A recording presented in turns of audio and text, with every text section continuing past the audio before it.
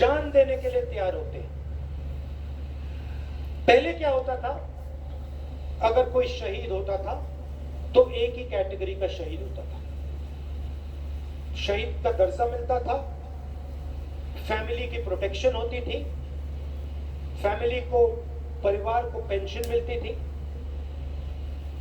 नरेंद्र मोदी जी ने शहीद के दो कैटेगरियां बना दी। एक कैटेगरी नॉर्मल जवान और ऑफिसर, जिसको शहीद का दर्जा मिलेगा, पेंशन मिलेगी, कैंटीन मिलेगी, सारी की सारी प्रोटेक्शन मिलेगी, रिस्पेक्ट मिलेगी, इज्जत मिलेगी।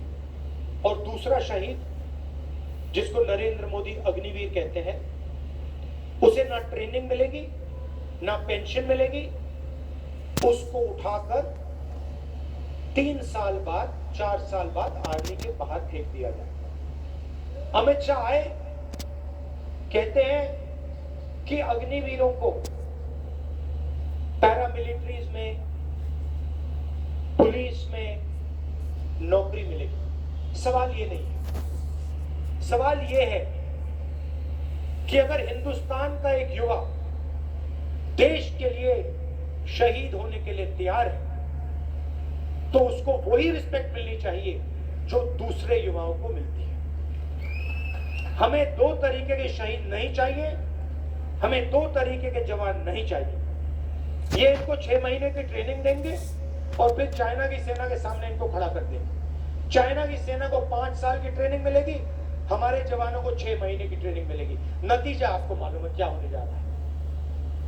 तो मैं आपको ये कहना चाहता हूं कि इंडिया की सरकार आएगी, इंडिया गठबंधन की सरकार आएगी, और हमारा पहला काम, महालक्ष्मी योजना से पहले, पहली नौकरी पक्की से पहले, किसान कर्जा माफी से पहले, पहला काम होगा कि हम अग्निवीर योजना को फाड़ कर कूड़ेदान में फेंक दें। ये स्कीम जो है, हमने पता लगाया है, ये स्कीम आर्मी की स्कीम नहीं है। आर्मी इस स्कीम को नहीं चाहती। इस स्कीम को प्रधानमंत्री ने और पीएमओ ने बनाया है। आर्मी नहीं चाहती है 2 तरीके के शहीद, आर्मी चाहती है कि सिर्फ एक तरीके के जवान हो, सबको इज्जत मिले, सबको पेंशन मिले, सबकी रक्षा हो। इसीलिए अग्निवीर योजना को चुनाव के एकदम बाद आप भूल जा सकते हो, इसकी कोई जगह नहीं रहेगी, इसको हम हटा देंगे।